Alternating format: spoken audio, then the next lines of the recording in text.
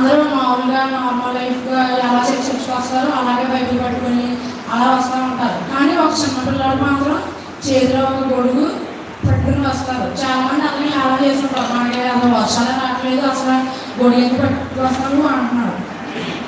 కానీ ఆ చిన్నపిల్లలు అసలు మనం ఇక్కడికి ఎందుకు వచ్చాము అంటే వాళ్ళు మనం ప్రార్థన చేయడానికి అంటారు. అదే దేవుని గురించి ప్రార్థన చేయడానికి అంటే వర్షం రావడానికి. అప్పుడు మరి వర్షం వస్తే మనం అందరం తడిచిపోతాం కదా, అందుకని ముందు జాగ్రత్తగా గొడుగు పట్టుకుంటాను అని అంటారు. ఇక్కడ చూసినట్లయితే దీన్ని బట్టి చూసినట్లయితే అక్కడ ప్రజలకు నార్మల్ నమ్మకం ఉంటుంది, దేవుడు ఇస్తారులే అని నమ్మకం ఉంటుంది. కాకపోతే ఈ చిన్నవాడికి ఉన్నంత విశ్వాసం వాళ్ళు లేదు. అలాగే మన శతాధిపతి జీవితాన్ని చూసుకున్నట్లయితే మాట మాత్రం సెలవిమ్ము, నా దారిని స్వస్థపడతాడు అని అంటాడు. ఇక్కడ ఈయనకున్న విశ్వాసాన్ని బట్టి మన ప్రభువైన యేసుక్రీస్తు వారే ఆశ్చర్యపడతారు. దీనికి చిన్న స్టోరీ చెప్తాను. బ్లాండిన్ అని ఒక ఓల్డ్ రికార్డిస్ట్ ఉంటారు. ఆయన 2 కొండల మధ్య ఒక తాడు కట్టి ఆ తాడు మీద నడుస్తూ ఉంటాడు. ఒకసారి నడిచిన తర్వాత అప్పుడు బ్లాండిన్ అనే వ్యక్తి తన తోడివాళ్ళతో అంటారు, నేను ఈ కొండ మీద నుంచి ఆ కొండ మీదకి రోడ్డు ద్వారా వెళ్ళగలను అంటారు. అప్పుడు వాళ్ళ దగ్గర ఉన్న వాళ్ళందరూ నువ్వు వెళ్ళగలవు, సాధించగలవు అని చెప్తారు. అప్పుడు మళ్ళీ అంటాడు బ్లాండిన్, నేను నా భుజం మీద ఎవరైనా పెట్టుకుని ఈ చివరి నుంచి ఆ చివరికి వెళ్ళగలనా అని అంటాడు. అప్పుడు అవును నువ్వు వెళ్ళగలవు, నీకు అన్ని సాధ్యమే అని అంటారు. అప్పుడు సరే ఒకరు రండి, నా భుజం మీద నేను ఎక్కించుకొని నేను తీసుకెళ్తాను అంటారు. అప్పుడు ఎవరు ముందుకు రారు, ఎవరికి ధైర్యం చాలదు. అప్పుడు తన ఒక కుమార్తె ఇలా వచ్చి తన భుజం మీద ఎక్కుతాను. అయితే సరే అని ఎక్కించుకుని ఈ చివరి నుంచి ఆ చివరిలాగా తీసుకెళ్తారు. అప్పుడు అక్కడ ఉన్న వాళ్ళందరూ ఆ కుమార్తె దగ్గరికి వచ్చి చెప్తారు, ఎందుకు నువ్వు ఎంత సాహసం చేసావు, అసలు ఎందుకు వచ్చావు, ఎందుకు ఎక్కావు అని అడుగుతారు.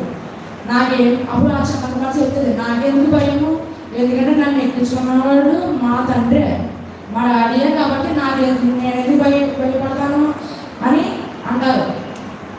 దీన్ని బట్టి చూసినట్లయితే అక్కడ ఉన్నవారికి ఏదో సాధించగలడు అని నమ్మకం ఉంది, కానీ ఎవరికి విశ్వసించలేదు.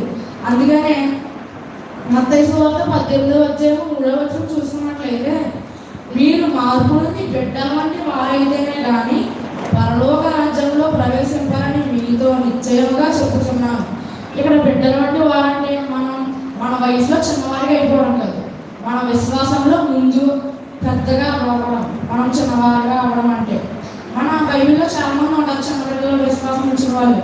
రోదే, దావీదు, సమూయేలు, సంసోను, యోసేపు మొదలైన వారు మన బైబిల్లో ఉన్నారు. మొదటిగా విశ్వాసం వలన ఆశీర్వాదాలు వస్తాయి. అసలు మనకి విశ్వాసం అంటే బైబిల్లో ముందుగా గుర్తుకు వచ్చేవారు ఏమన్నా అబ్రహాం గారు ముందుగా గుర్తుకు వస్తారు. అప్పుడు అబ్రహాం గారి పేరు అప్పటికి అబ్రహాం, అతని తండ్రి పేరు తెరావు. అతని తండ్రి విగ్రహాలను చేస్తారు, అబ్రహాం వాటిని అమ్ముతారు.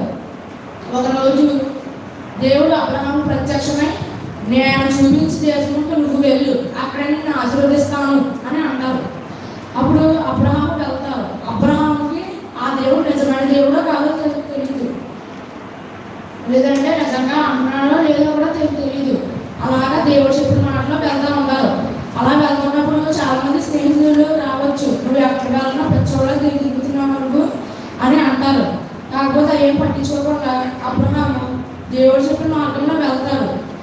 అక్కడ ఆనాడు ప్రారంభమైన ప్రయాణం అతని ఎంత ఎత్తుకు చేర్చిందంటే ఈ ప్రపంచం యొక్క సమస్త వంశంలో ఆయన ఆశీర్వదింపబడి ఉన్నవి.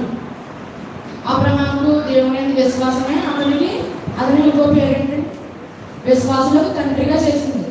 అతను దేవుని పట్ల ఉన్న విశ్వాసం. అదే రెండవదిగా ఏంటంటే విశ్వాసంతో మనం విజయాన్ని పొందుకోవచ్చు. దావీదు జీవితాన్ని చూసినట్లయితే తనకన్నా ఎన్నో రెట్లు బలవంతుడైన గొలియాతును ఓడించారు. నేను పోయిన సింహాన్ని ఎలుగుబంటిని జయించడానికి శక్తినిచ్చిన దేవుడు గొలియాతును కూడా జయించడానికి నాకు శక్తినిస్తాడు అన్న ధైర్యంతో వెళ్ళి గొలియాతును ఓడిస్తానండి.